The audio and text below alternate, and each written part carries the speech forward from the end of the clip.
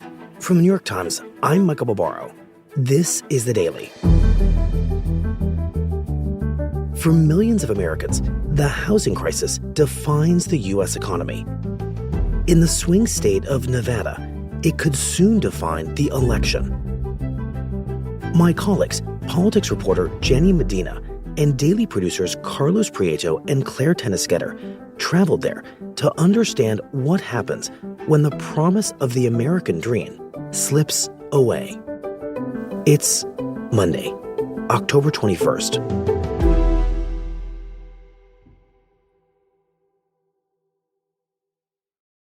So, we are at the point in the election where there are so few days left that we're literally counting them down. And as we do that, we are closing in here on the show on the issues that really seem to be driving and defining the election in the key swing states that will ultimately determine whether Donald Trump or Kamala Harris wins the White House. And Jenny, you have been reporting out of Nevada. So just to begin with, put that state into the broader electoral picture for us.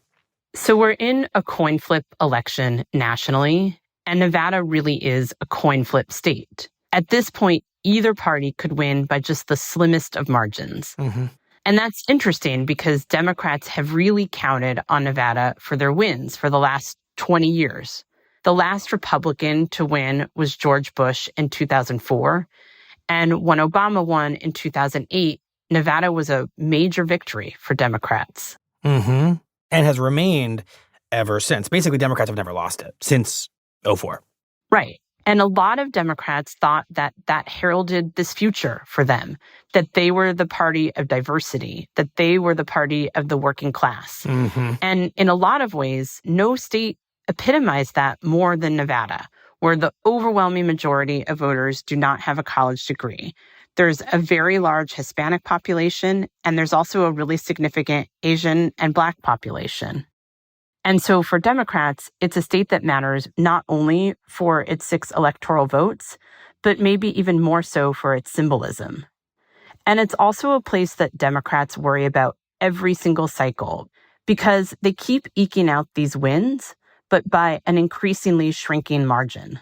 Okay, and what does Nevada mean to Republicans in this moment? Well, I think for Republicans, it's a lot of the same thing.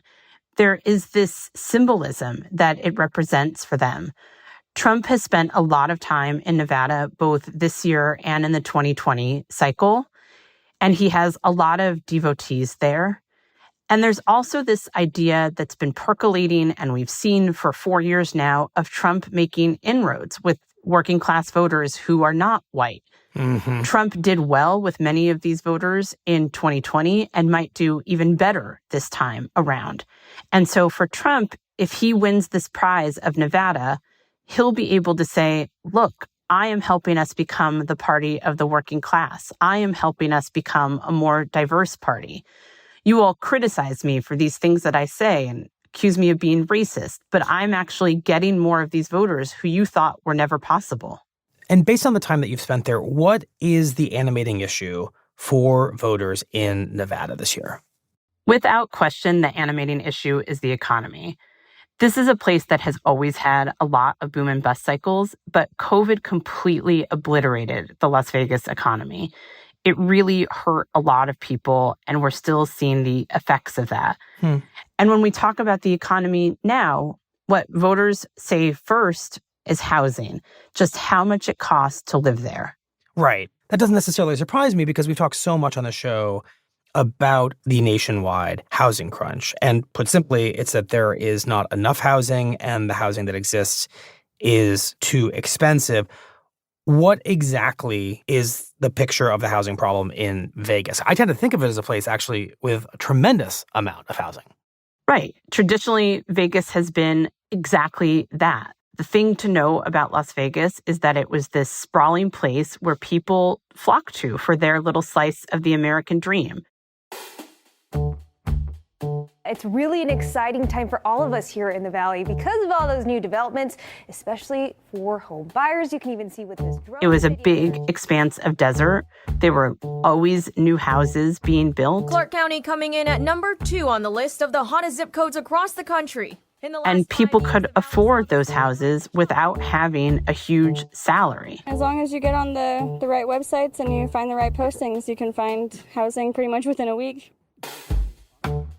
But during and after the pandemic, that really started to shift. A home buying frenzy happening now in Las Vegas. Local realtors say the pandemic has dramatically changed the local housing market. You had a lot of people moving in to Las Vegas. It's a gorgeous area. Everybody seems nice, and it's a lot cheaper to live here than California. 150,000 people moved to Nevada from California alone. Fascinating. Housing prices in Las Vegas continue to skyrocket. So you had rents going up, interest rates going up, and all of a sudden, this place that was once affordable started to feel just like California, like the very places people were trying to leave. And just how expensive does housing become in the state? So when we're talking about the state, what we're really focusing on is Clark County, Vegas, and all the surrounding suburbs. 70% of the population of Nevada lives in Clark County. We're just trying to talk to people about their business and the economy in Las Vegas. Do you mind if we ask you a couple questions? I've spent a lot of time over the last year talking with voters in Clark County. And a couple of weeks ago, I went back with daily producers Carlos Prieto and Clare Toeniskoetter to hear from voters about what the housing crisis has looked like. Do you mind if we ask you a couple questions? And what did you find?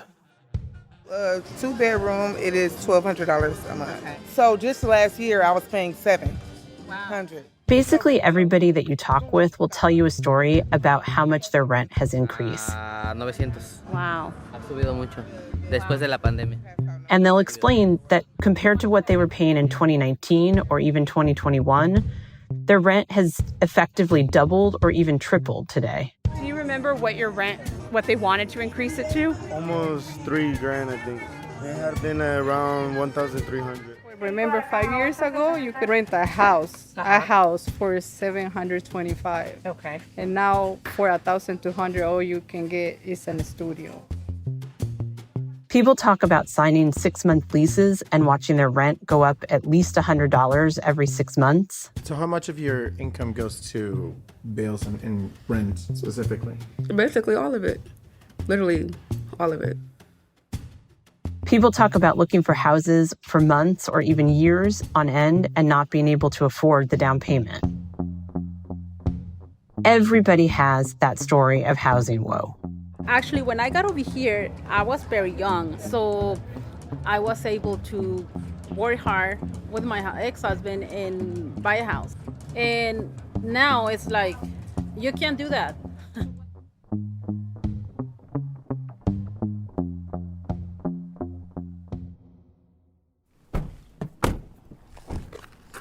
So we ended up visiting somebody who really typifies what a lot of people are going through in Las Vegas, who feels like that dream of Las Vegas has not materialized for him.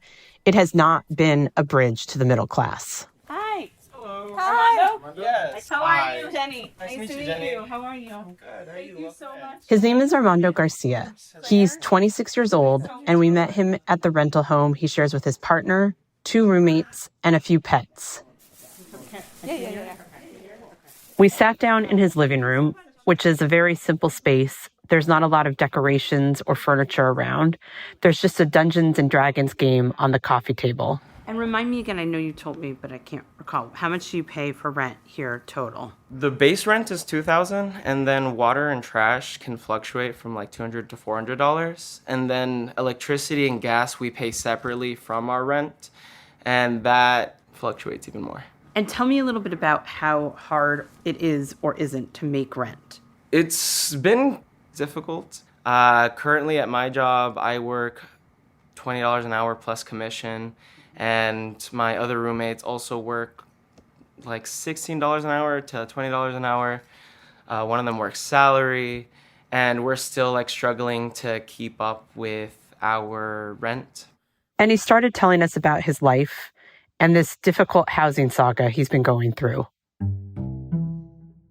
My dad's from Acapulco, and my mom's from Mexico. Armando's parents are both from Mexico. They moved to San Diego, where he was born. My family moved to Las Vegas in the summer of 2005. My uncle was opening up a sandwich shop and he wanted my dad to help with the business, so we moved here. And when they first got there, Armando remembers it being a lot more difficult than his parents had hoped or expected it would be. My dad was working as a cook, and then I remember my parents started cleaning banks at night. Because they worked multiple jobs, and they were also constantly struggling to figure out how to pay the rent. But they kept encouraging him to try to do what they couldn't. And my parents were like, you should try to buy a house. They kept saying, even from the time he was a teenager, Armando, buy a home, buy a home. You can do it. Buy a home. Mm-hmm. And then eventually I moved out. And then he decides to move out of his parents' house and in with roommates. And then I started working at the call center, which was $16 an hour. So it was like he has what he describes as a pretty decent paying job. And that was insane. And he feels like it's pretty stable. I had the ability to make a savings. And he thinks he might be able to put enough money away to actually be able to do what his parents keep encouraging him to do, to buy a home. Mm-hmm. But then COVID happened. But then the pandemic comes. A pizza delivery job. And he shuffles through a couple of jobs. And the apartment, they increased the rent every single month. And at the same time, his rent keeps going up higher and higher each month.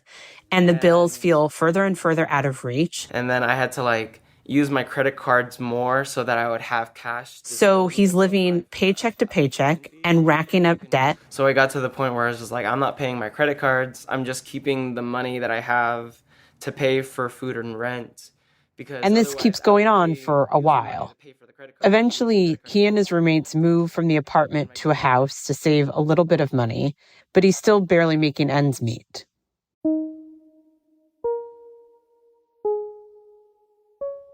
And then earlier this year, things change really quickly and a lot starts to unravel. Three of us had lost our jobs and we all had to find jobs within 2 weeks. He loses a job and is without a paycheck for 2 weeks. And for him and for his roommates, that's really catastrophic. They fell behind on rent very quickly. They took us to eviction court. Their landlord took them to eviction court. They come back with an eviction order. And so then we kind of just had a week.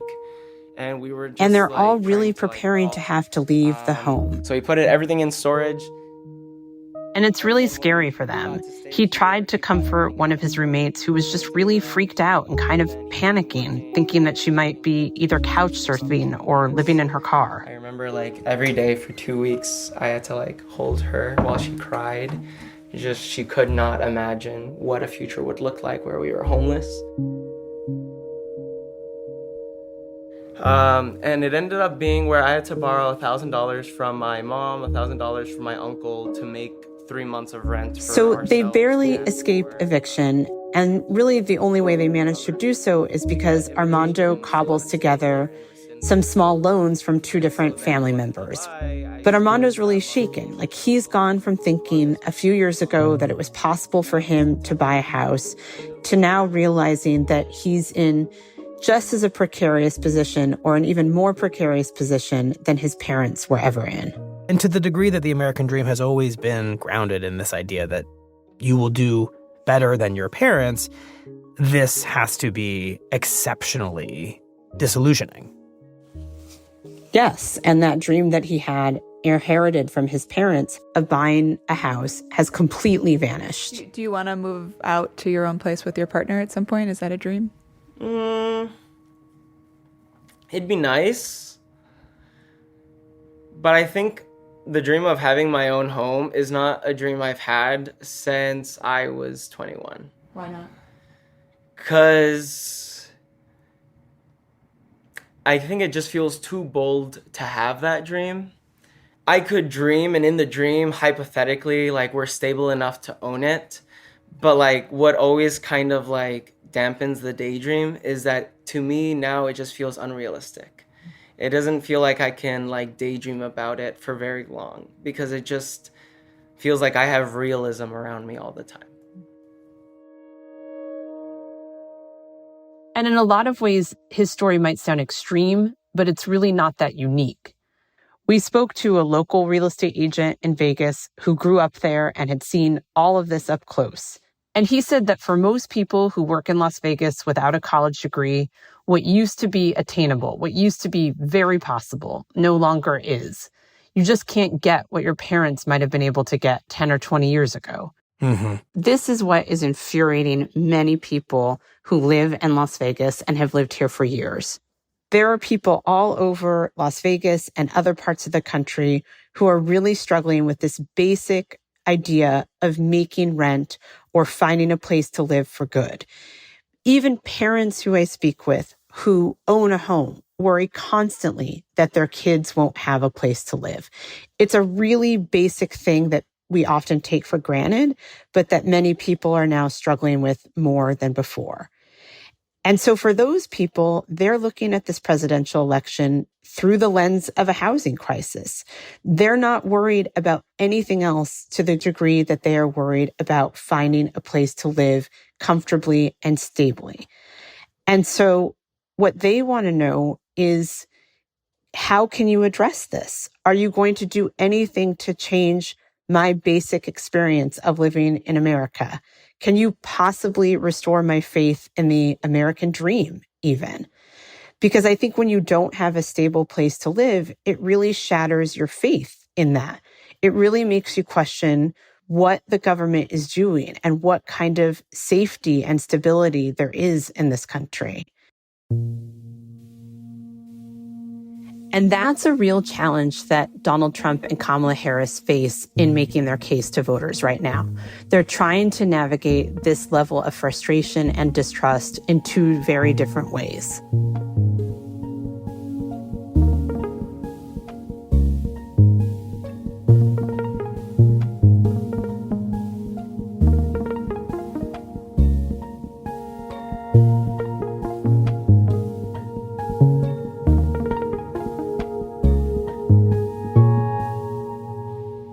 We'll be right back.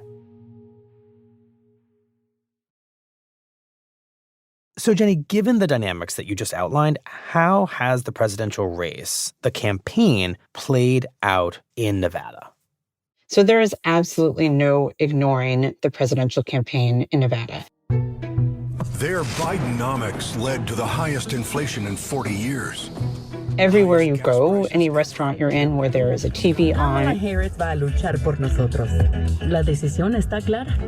you see an ad from one candidate or another. Extremists are attacking abortion rights, taking away. Kamala's for they, them. President Trump is for you. There are billboards everywhere, every radio station. We need Kamala Harris. You're going to be fed some sort of political ad. Kamala Harris, and I approve this. I'm Donald J. Trump, and I approve this message. And the candidates have come in and out of the state multiple times. Good evening, Nevada! Hello, Las Vegas. Hello, Las Vegas. And every single time they come, they're there to talk about the economy. We had the greatest economy in history. And for Donald Trump, he has really hammered home the message that this is Democrats' fault. People are saying to themselves, were we better off 4 years ago, or are we better off now? And it wasn't even close. That any economic pain you are feeling is because something that Democrats did or did not do. Mm-hmm. We also need to build more housing in America. And Harris, for her part, has been a little bit more specific. So we will cut the red tape and work with the private sector to build 3 million new homes. She has gone out there and given speeches a couple of times talking about how much more housing needs to be built. Provide first-time home buyers with $25,000 down payment assistance. About tax credits and more specific ideas of how she can try to help change the situation. So Harris is more explicitly talking about housing in a state where, based on your reporting, housing is the driving issue. Is that disparity in the two candidates' focus on housing mattering? And how are voters generally responding to these two competing messages? So, of course, like in every other state, there are people who are just viewing this in the same way they always have, in a partisan lens. There are the people who voted for Trump and will stick with him again. There are people who voted for Biden and are sticking with Harris. But there's a small group of people who are not really tuning into this until right now, who are undecided, and they're the people who will matter the most on Election Day. Right, the coveted persuadable voter. Absolutely, the persuadable voter. And in Las Vegas, that typically means a non-college educated voter, most likely Black or Latino, and most likely living paycheck to paycheck. And after talking to dozens of these voters in the last several weeks, I think about them as in 3 different buckets. And what are those buckets? The first group of those voters are people who describe themselves as progressives, who have been longtime committed Democrats, but now feel like the party has abandoned them and are considering voting for some kind of third-party candidate by writing somebody in. And I think Armando, who couldn't afford his rent anymore, he describes himself in just that way. Are you voting in this year's election? I am. Can I ask you about who you plan to vote for and why? It's difficult. I'd like to vote for the Green Party. Armando says there's a tiny chance he might change his mind and vote for Harris. Like a 2% chance. But if the election were today, he would write in Jill Stein or somebody else and take a very ideologically committed vote and sort of hope for some kind of political revolution, so to speak. These are voters who it seems are ready to cast a protest vote against the entire system, Democratic and Republican. And that's not really that surprising in Nevada. Remember, this is where Bernie Sanders won in the 2020 Democratic caucus. But it's also the smallest group of these voters. What is the second group? The second group is what you might think of as Trump turners. These are mostly people who voted for Obama in the past, but felt like his promises of hope and change and the Democratic promise of hope and change has basically been empty for them. There's a lot of this sense of what we face now is worse. We are worse off. We're going in the wrong direction. And maybe we should just go back to what we had under the Trump administration.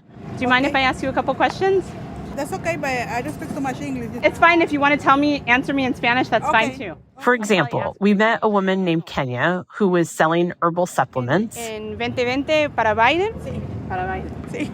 And she voted for Joe Biden in 2020. But she's seen her family struggle financially. She says a lot of her family members have been looking for a home for a while and just can't afford to buy one. And she thinks, look, maybe Trump is the better businessman who can make her bottom line feel better. Then we went to a baseball field where I had been just a month before, and at that time had spoken to a lot of voters who were undecided. But this time, I was surprised by how many people there were very enthusiastically voting for Trump. I'm a Trump supporter. What do you all like about him? What do you see? He's a businessman. You have to run our country like a business. So who are you voting for in the fall? Probably Trump. I'm voting for Trump. Everybody hates me when I say this, but I would personally vote for Trump. Yeah. Can I ask you who you're voting for? Trump. You're voting for Trump? Yes. Okay. I prefer Trump over what we have. Okay. Basically, they want change. And in Trump's message of a broken system that he says he will repair, it sounds like they're finding that change. Right, exactly. And Jenny, what's the third group of these persuadable voters? So the third group of voters are kind of the most interesting to me. Maria, can I ask you a little bit about politics? Will you vote in November? I won't this time. I didn't plan on voting. Really, to be honest with you. I don't think I will vote. You don't think you will vote? No. And those are people who have voted in the past or who at least think about voting. I'm tired of it all. You know, I'm just burnt out. But say this time they are just not going to vote at all. I am Democrat. Same garbage, different package. Democrats and Republicans, they don't do nothing no more for us.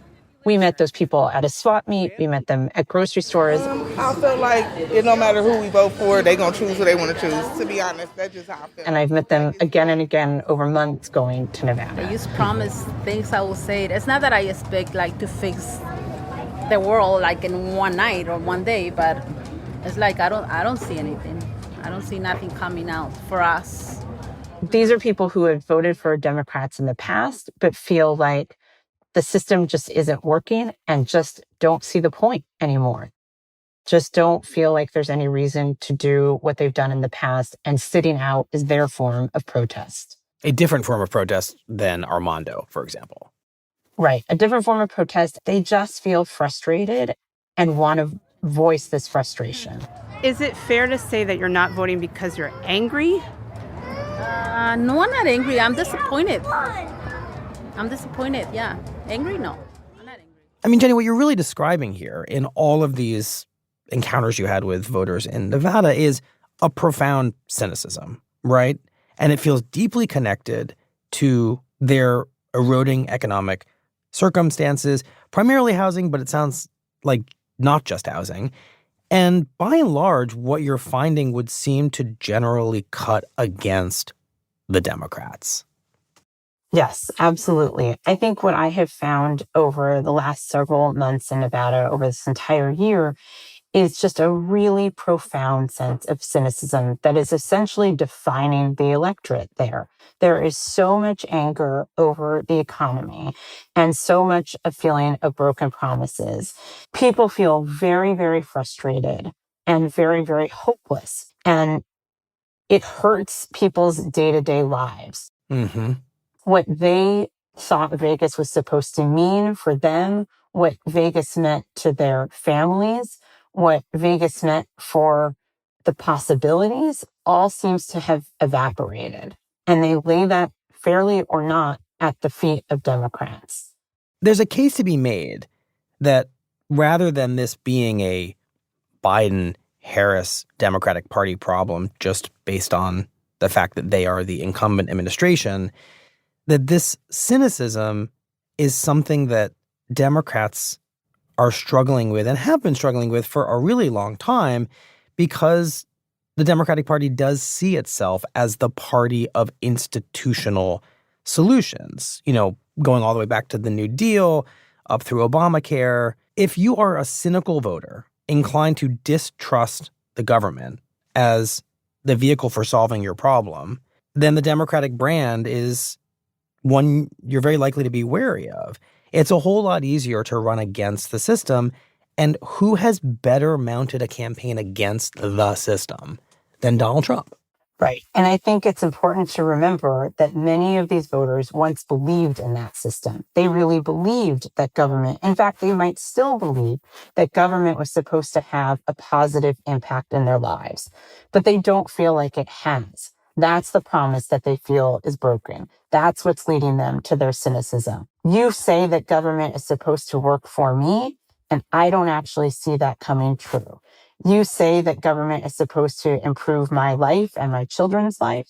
And in fact, I feel like my children are going to be worse off than I am. Mm-hmm. That sort of overwhelming feeling of things aren't going to get better. Things aren't getting better. And this sort of feeling of giving up, of thinking, I keep trying and it's not getting better. So what do I have to lose by just blowing up the system? Mm-hmm.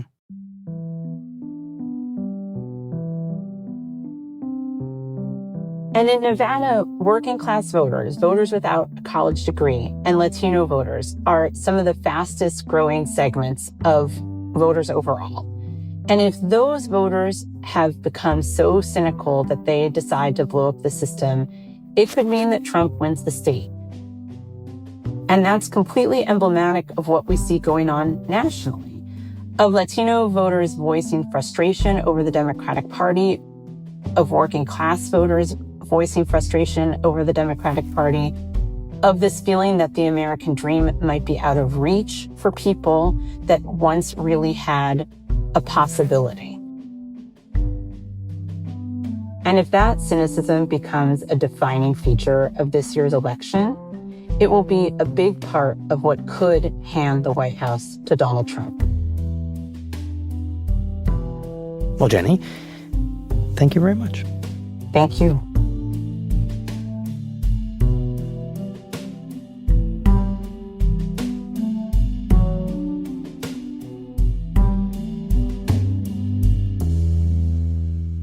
We'll be right back.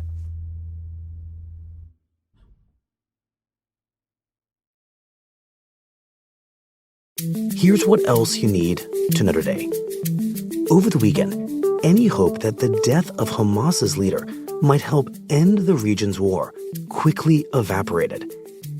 In Israel, a drone from Lebanon crashed near the private residence of Israel's Prime Minister Benjamin Netanyahu, raising the possibility that Hezbollah sought to target him.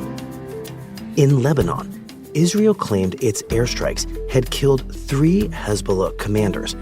And in Gaza, Palestinian authorities said that a major Israeli airstrike had killed or wounded dozens of people. And North Carolina has become the second battleground state to set a record on the first day of early voting. Residents of the state cast more than 350,000 ballots on Thursday and another 150,000 on Friday. Earlier last week, first-day voting records were also shattered in Georgia.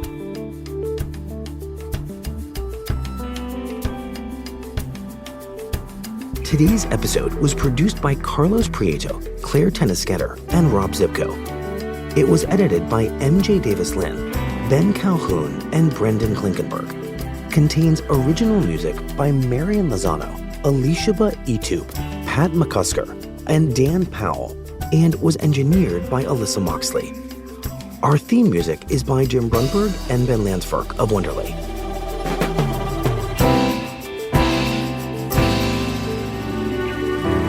That's it for the Daily. I'm Michael Barbaro. See you tomorrow.